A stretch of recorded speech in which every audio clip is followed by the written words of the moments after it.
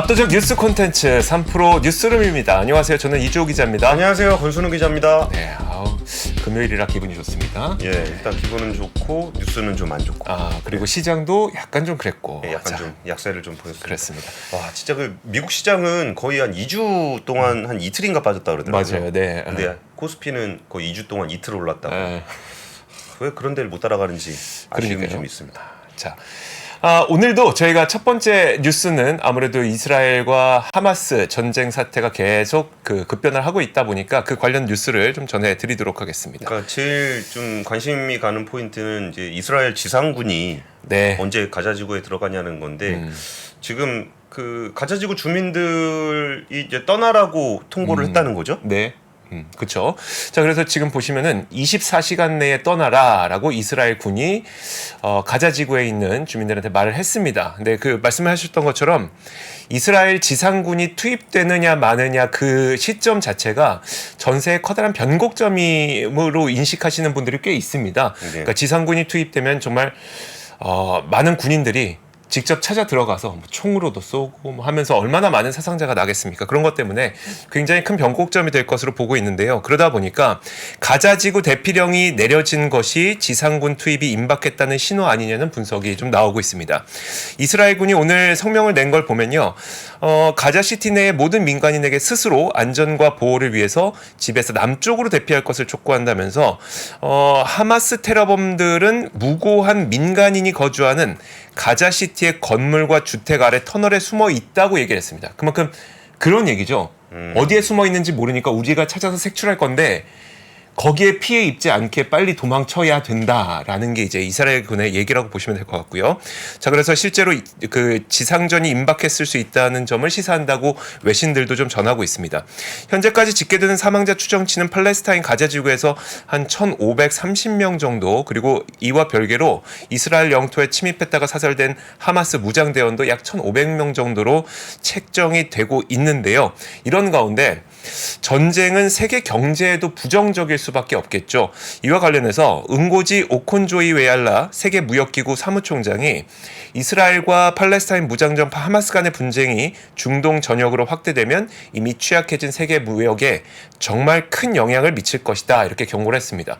저는 약간 이렇게 들어보면 밥 먹으면 배부르다는 느낌 같긴 한데 근데 사실 이건 좀 있습니다. 뭐냐면 지금 최근에 WTO가 세계 상품 교역에 대한 성장 전망률을요, 지난 4월의 전망에 비해서 절반 수준으로 낮췄거든요. 예. 올해 상품 무역이 0.8% 성장하는데 그칠 거라고 지난주에 얘기를 했는데 이게 지난 4월에는 1.7% 성장할 것이라는 전망이었습니다. 그러니까 상품 교역 수준을 이제 절반 가까이 줄어들 걸로 예상을 했는데 이게 사실 이스라엘 하마스 분쟁이 발생하기 전 기준이기 때문에 만약에 이 분쟁이 중동 지역에서의 확산이 일어나게 되면 절반으로 떨어뜨렸던 이 상품 교역이 더 떨어질 수 있는 그런 상황이기 때문에 좀 이 부분도 챙겨 보셔야 될 것 같습니다.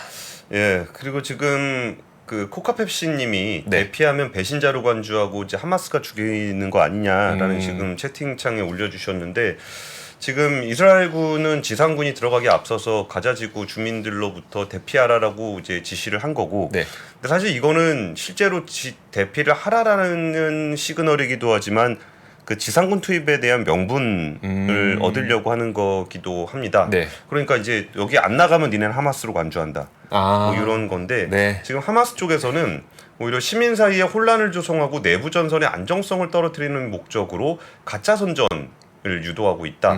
그러면서 시민을 축출하기 위해서 심리 전술을 펼치고 있다라는 성명을 또 냈습니다. 네. 그러면서 참 그 가자지구 쪽에서는 주민들이 북부로 떠나는 것이 막힐 거다, 그리고 남쪽으로 떠나는 것도 막힐 거다, 이런 얘기들을 하고 있는데 참 안타까운 거죠. 이게 그러니까요. 그 이스라엘 쪽에서 하는 얘기는 전 이런 표현을 참 입에 올리기도 좀 두려운데, 그 민간인은 인간 방패로 악용하고 있다.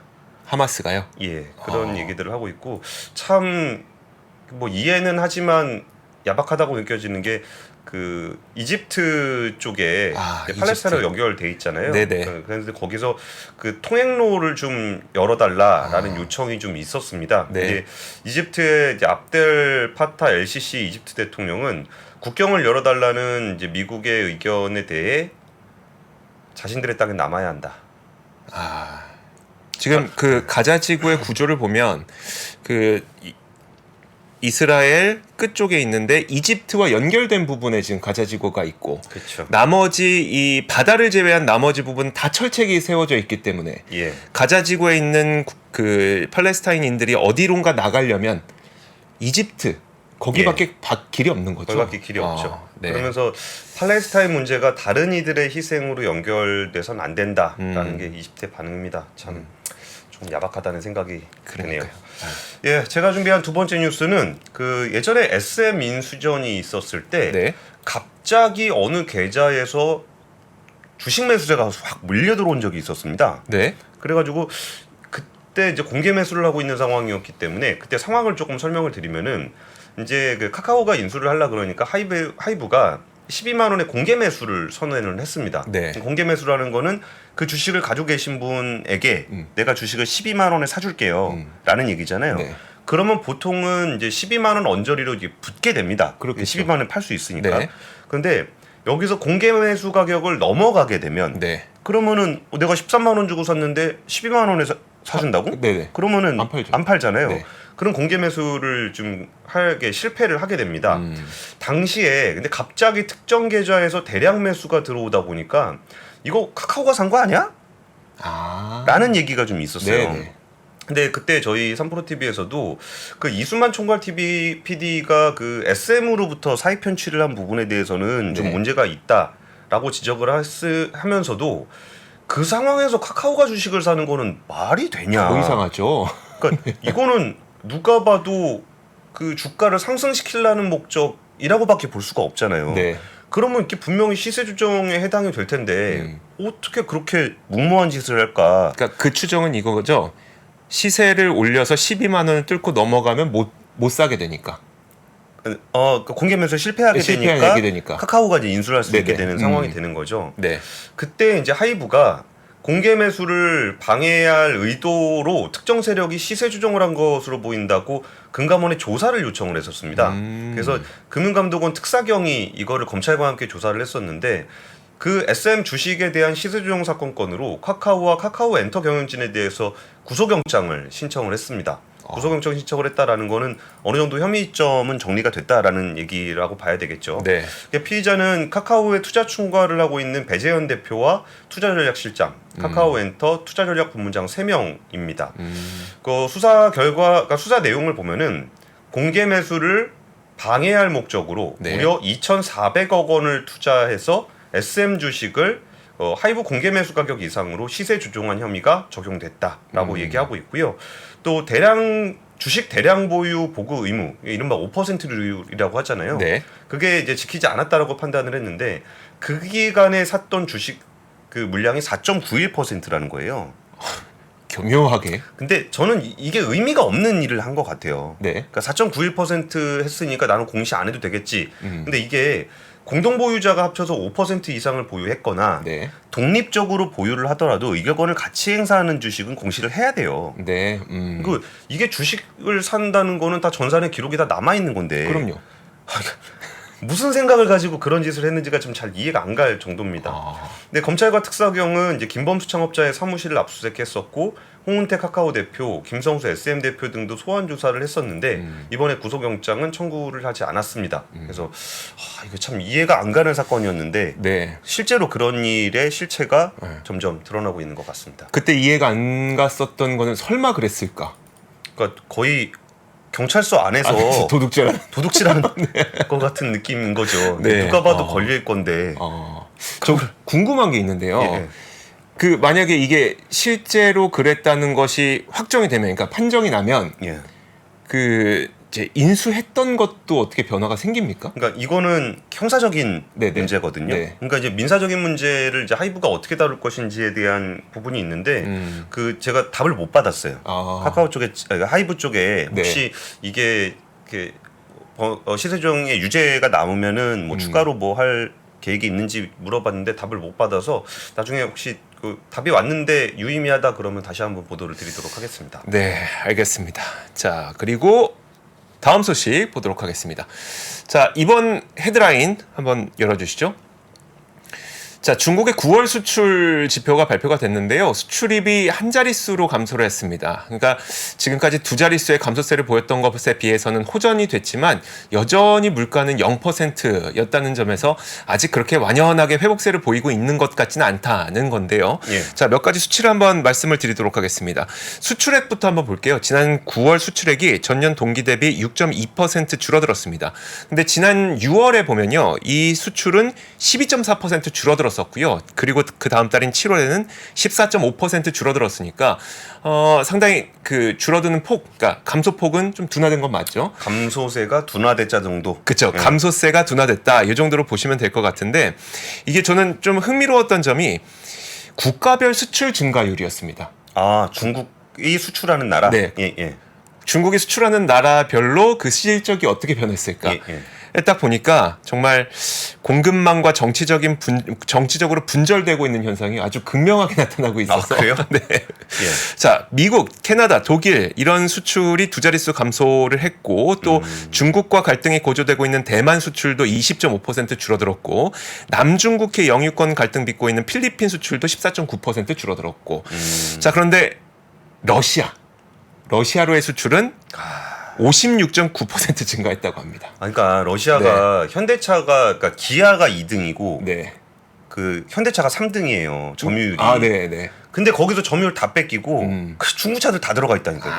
거기. 참 씁쓸합니다. 결국 이제 또 현대차 중국에 있는 공장에선 또 이제 다른 차 만든다고 하고. 네. 자. 그리고 내수 상황을 보여주는 수입도 한번 볼 필요가 있는데요. 내수 상황을 보여주는 수입은 감소세가 둔화됐습니다. 마찬가지로 자 6.2% 감소해서 전달에 7.3% 감소한 거에 비해서 감소폭이 줄어들었지만 시장이 예상했던 만큼 감소폭이 둔화된 것은 아니었습니다. 그래서 중국의 내수 시장이 좋아지고 있다는 건 아니고 하락하는 속도가 좀 줄어들고 있다. 이것도 마찬가지로 그렇게 보시면 될 것 같고요. 특히 한국과 대만으로부터의 수입이 23%와 20% 줄어서 8월에 이어서 계속 20%대의 감소세가 나타나고 있거든요. 아무래도 반도체가 아닐까라는 생각이 좀 들고요. 네. 자, 그리고 일본으로부터의 수입도 16.7% 8월에 감소했었는데 이번 달에 보니까 16.3% 한 16%대 감소세가 있는데 아무래도 이거는 후쿠시마 오염수 방류 때문에 일본산 수산물 수입을 금지한 것이 좀 영향이 있었을 것이라는 그런 관측이 나옵니다. 참 이게 수출입 지표를 보다 보니까 국제 정세를 한눈에 좀 바라볼 수 있는 그런 게 아닌가 싶습니다. 네. 예, 저는 이번에 그 이창용 총재, 한국은행 총재의 발언을 좀 보도를 드리도록 하겠습니다.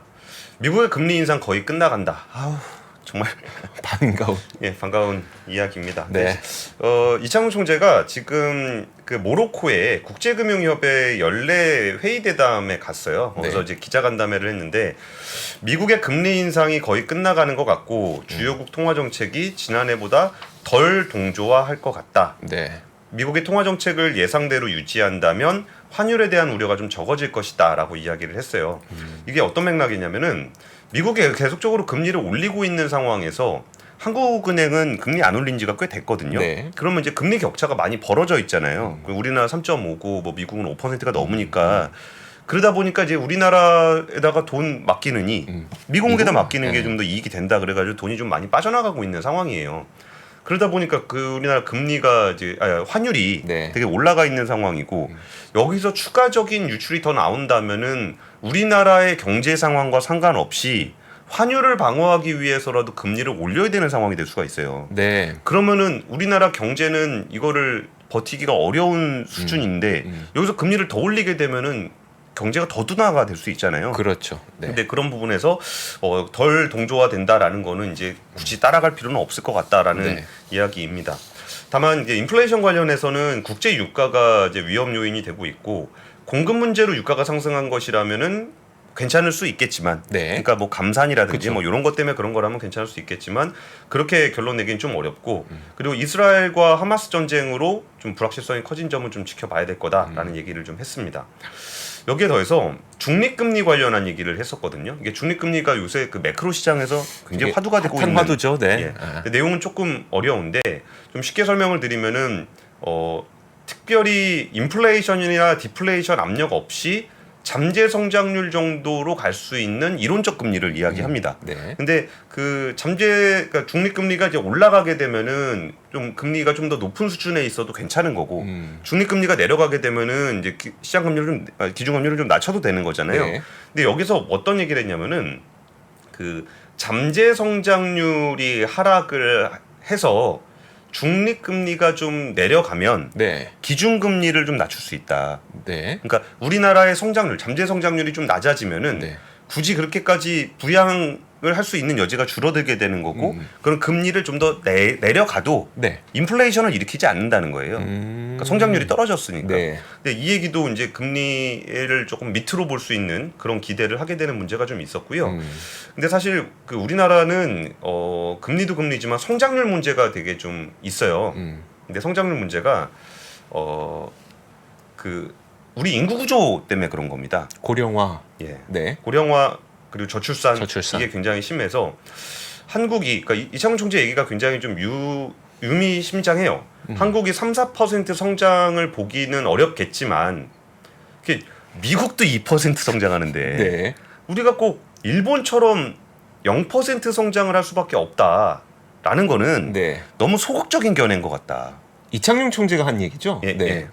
그러니까 이 부분이 인구 트렌드를 보면은 이제 2% 정도가 우리나라의 잠재 성장률로 믿는 사람이 많은데 네. 고령화 때문에 더 낮아진 거는 사실이다. 네. 일반적인 견해다라고 얘기를 했고요.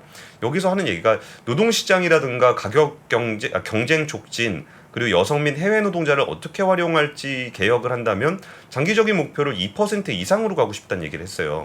그러면서 했던 얘기가 이 부분은 결국은 저성장을 탈출하는 방법은 모두가 알고 있지만 네. 이를 시행하지 못하는 거는 사안마다 이해 당사자의 의견이 갈리기 때문이다. 이거 뭔가 굉장히 많은 이야기를 한 것 같은데 한 문장에 일부러 좀 넣으신 것 같은데요. 그렇죠. 그리고 구조 개혁에 성공하면 잠재 성장률을 그러니까 구조 개혁을 통해서 잠재 성장률을 2% 이상으로 갈지 네. 0%로 내려갈지는 결국은 국민의 선택에 달려 있고 정치적 선택에 달려 있다. 라는 이야기를 했습니다. 그리고 우리나라가 조금 이 인구 문제 때문에 조금 힘들어질 거다라는 거는 세계적으로 다 인정되고 있는 사안이라는 얘기도 했습니다. 눈에 보면 보인다. 예. 참. 다음 뉴스는요? 자, 다음 뉴스 한번 보도록 하겠습니다. 다음 뉴스는 좀 간략하게 전해드리고 싶은데 우리가 이제 우리는 조선사에 대한 관심 그리고 뭐 해운선사에 대한 관심이 상당히 많잖아요. 뭐 투자자분들도 그렇고 많이 관심이 있을 텐데 저도 이 뉴스를 보면서 이분들도 우리가 좀 생각을 해봐야 되겠다라는 생각을 했습니다. 뭐냐면 IMO 환경 규제로 인해서 지금 IMO의 환경 규제가 현재 중소해운사의 현실과 좀 동떨어져 있다. 그래서 이거를 극복하기 위해서는 금융 지원이 필요하다는 이야기인데요. 오늘 한국해운협회랑 산업은행이 중소해운사 탄소 중립 실현 세미나를 개최를 했습니다. 이 세미나가 개최된 목적은 딴 건 아니고요. 온실가스 배출 규제에 대해서 중소선사들이 갖고 있는 애로사항을 듣기 위한 자리였었고요. 예. 그래서 여기서 주로 논의된 내용은 그러면 IMO에서 논의되고 있는 이 온실가스 배출 규제가 그럼 정말 중소형 선사들이 현실적으로 지킬 수 있는 것이냐. 그냥 뭐 열심히 해봐. 열심히 해서 지켜봐. 이렇게 할 수 있는 거리냐를 한번 들어보고자 한 것이었거든요. 근데 결국 아닌 거죠. 뭐냐면 뭐 아시는 분들 다 아시겠지만 대형 선사의 경우에는 뭐 대규모 선박을 갖고 있기 때문에 선봉량을 조절한다든지 아니면 속도를 좀 조절한다든지 이런 식으로 여러 가지 방법을 쓰고 또 뭐 새로 건조된 친환경 선박의 비중을 늘리고 노후 선박 비중을 좀 줄이고 이런 방식으로 해서 전체적으로 탄소 배출량을 좀 줄이는 방법을 쓸 수 있거든요. 그런데 사실 중소선사들은 그런 걸 하기가 참 힘듭니다. 일단 가성비 자체가 그렇게 높지는 않아요. 배 자체가 작기 때문에 가성비가 높지 않고 탄소 배출량은 많고 그렇다고 배가 여러 척이 있는 거라서 그런 식으로 비율을 조절하기도 쉽지 않고 결국은 우리나라 중소선사들은 대형 선사만큼 그런 여유가 있는 건 아니기 상황이기 때문에 결국 중소선사는 친환경선을 새로 발주하는 거는커녕 탄소 부담금의 납부도 쉽지 않을 것이다라는 게 이제 업계에 계신 분들이 갖고 있는 애로 사항입니다. 그래서 실제로 이 자리에서 한 중소선박 사장님이 이런 말씀을 했는데요. 친환경 대체선을 건조할 시 지원되는 정책 금융이 있지만 국내 조선소는 고부가 가치 선박을 위주로 건조하고 있어서, 그러니까 크고 좋은 배 위주로 건조하고 있어서 중소형 선사가 정책을 이용하기 어려운 현실이다라고 얘기를 했습니다. 그래서 저도 중소선사들은 약간 현재 상태가 좀 다를 수도 있겠구나라는 생각과 함께 앞으로 좀 관심을 가져보면 좋을 것 같습니다. 근데 그 말이 네. 조금 저는 약간은 그 뭐라 그럴까 관용어 같이 들렸던 부분이 네. IMO 환경 규제는 달성하기가 좀 어렵네요. 그게 네. 이게 지키고 싶으면 지키고 지키기 싫으면 말고 네. 그럴 수 있는 계제가 아니잖아요. 아니잖아요. 네. 그러니까 무조건 지켜야 되는 건데 그거 힘들어서 우린 못 하겠는데요. 그러니까 이런 문제는 아니잖아요. 네. 그러면 사실 기후위기 대응 관련해서 우리나라가 전반적으로 좀 그 위기의식이 좀 덜한 것 같아요. 이게 뭐 언제쯤 되면 어떻게든 되겠지라는 생각, 되게 오랫동안 준비를 하고 해야 맞아요. 되는 문제를 네. 약간 좀 어떻게 하면 되겠지라는 건가? 네. 그런 부분들이 좀 있는 것 같아서 조금 더 경각심을 가지고 기후위기 대응에 대해서 좀 지켜봐야 되지 않을까 싶은 생각이 좀 듭니다. 네. 제가 준비한 뉴스는요. 샤넬 향수에 오줌이 들어간다고? 에?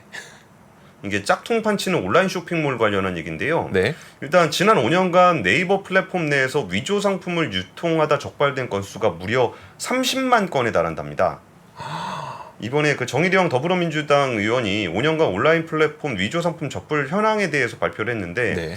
그 한번 표 같이 보시면은 가품 적발 건수가 가장 많았던 거는 블로그였습니다. 네이버 블로그.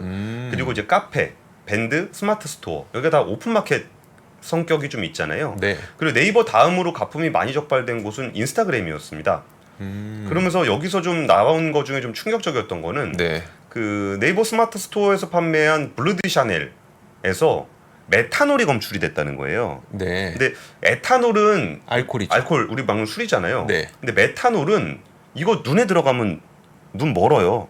그래요? 예, 예. 인체에 노출되면은 이제 뭐 암을 유발하거나 실명으로 갈 수 있는 건데 네. 이게 이제 pH 용도 농도 조절하는 용도로 네. 들어간 게 있고 심지어 그 정의정 의원은 지적을 하면서 pH 농도를 조절하기 위해서 별도의 비용이 들지 않는 네. pH 농도라는 게 산도잖아요, 산도. 그렇죠. 동물이나 사람의 소변을 사용하는 경우도 있었다. 그러니까 이런 거는 진짜 여기에 더해서 네이버 페이의 이용 약관에 따르면 네이버에서 판매되는 상품과 내용, 거래 조건에 대해서는 아무 책임도 지지 않는다. 그러니까 이게 오픈마켓이니까. 그렇죠. 우리는 시장만 열어줬을 뿐이지 거기서 나쁜 물건 팔았다고 우리 땅 장사는 우리가 잘못은 아니잖아 이거잖아요. 그 너무 뭐 심했습니까? 이렇게 당당하게 얘기합니까? 그렇게 당당합니까? 이거는 조금 신경을 좀 써야 될 것 같고요. 그 짝퉁 뉴스 조금 더 전해드리면은 네. 짝퉁에서 중국산 비중이 얼마나 될 거라고 생각하세요? 중국산 비중 많을 것 같아요. 99%. 이게 압도적이네요. 코로나19 때 네. 중국과 교역이 안 됐을 때 짝퉁이 많이 줄었었는데 지난해 이게 풀리면서 반입 건수가 사상 최대치를 기록을 했습니다. 2022년 기준으로 직구 물품으로 반입되는 방식의 지적재산권 침해 적발 건수는 62,326건. 2018년 대비해서는 499% 5배가 늘어난 거거든요. 네. 근데 지적재산권 침해 물품 건수를 보면은 2018년에 한 10,000건, 2019년에 13,000건, 2020년에 44,000건까지 늘어났습니다. 근데 2021년에 34,000건으로 감소했어요. 21년에요? 예. 네. 20년에 44,000, 네. 21년에 34,000. 이게 이게 팬데믹 때문에 짝퉁에 대한 무역 규모가 네. 차질을 빚게 됐어. 뭐라 그래야 되나? 약간 짝퉁 공급망에 차질이 생겼다. 그렇게 했다가 네. 2026년 작년 기준으로 62,000건으로 2배 가까이 늘면서 최대 규모를 했고요. 지적권 침해 물품의 99.7%는 중국발로 나타났습니다. 그리고 짝퉁 브랜드 1위 어디 예상하십니까? 짝퉁 브랜드 1위. 왠지 짝퉁 브랜드 1위. 루이비통. 그쵸. 루이비통도 굉장히 유력한 순위에 있는데 네. 좀 많이 밀렸습니다. 루이비통. 그래요? 예, 가방만 하더라도 이제 부피가 좀 크잖아요. 네. 좀 작고 비싼 밀수하기 좋은. 밀수하기 좋은 거. 롤렉스 시계였습니다. 롤렉스 시계가 1,295억 원이고요. 네. 까르띠에가 38억 원, 위브로가 26억 원, 불가리가 19억 원, 뭐 이런 순이었습니다. 그러니까 롤렉스 적발 금액이 상위 10개 브랜드 중에 90%로 압도적인 비중을 차지했고요. 네. 그 가방 모조품 중에는 좀 전에 이조 기자가 얘기했던 루이비통이 1등, 583억 원, 2위가 버버리, 3위가 샤넬 순이었습니다. 그리고 지금 시간이 조금 남아서 단신 하나 준비한 거 더 전해드리겠습니다. 네. 그 정부가 이르면 다음 주 후반쯤에 의대 정원 확대 방안을 발표할 것이라는 전망이 나왔습니다. 복지부가 미리 예고를 했던 건데 연도별 확정 일정, 확대 방식 이런 것들을 발표할 거라고 하고요. 이번에 정원 확대가 되면은 현재 고등학교 2학년이 치르는 2025년 대학 입시부터 적용이 된다고 합니다. 그러니까 의대 정원은 2000년에 의학분업 때 의사단체의 요구로 10%를 줄였습니다. 그리고 이제 2006년부터 3,058명으로 동결돼 있는 상황인데 이번에 증원을 하게 되면은 19년 만에 처음으로 증가를 하게 되는 겁니다. 그 정부는 의대 정원 확대가 좀 필수 의료 공백 때문에 국민 여론이 조성이 됐기 때문이다라고 이제 분석을 하고 있는데요. 실제 우리나라의 의사 수는 OECD 기준으로 봤을 때 1,000명당 임상 의사 수가 2.6명으로 OECD 국가 중에 두 번째, 끝에서 두 번째입니다. 뒤에서 두 번째. 예. 네. OECD 평균 의사 수는 1,000명당 3.7명인데 한의사를 제외하게 되면은 우리나라는 1,000명당 국내 임상 의사 수가 2.2명입니다. 그러니까 1,000명당 2.5명인 멕시코보다도 좀 적은 수준입니다. 그래서 이 구체적인 일정은 이번에 그 국정감사에서 그 얘기를 한 거예요. 네, 네. 그 구체적인 일정은 다음 주쯤 나올 것 같은데 아무래도 의대 정원 확대를 발표할 경우에 의사단체들의 반발이 예상되고 있는 상황입니다. 네.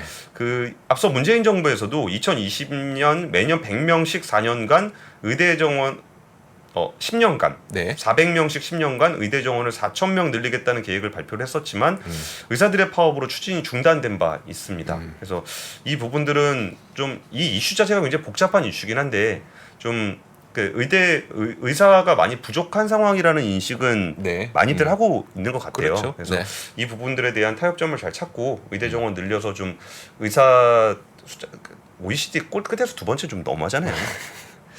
사실 솔님도 좀 풀렸으면 좋겠습니다. 그러니까 이 얘기 나오니까 저희 취재원들하고 했던 얘기는 야 이제 N수생 더 늘어나겠다.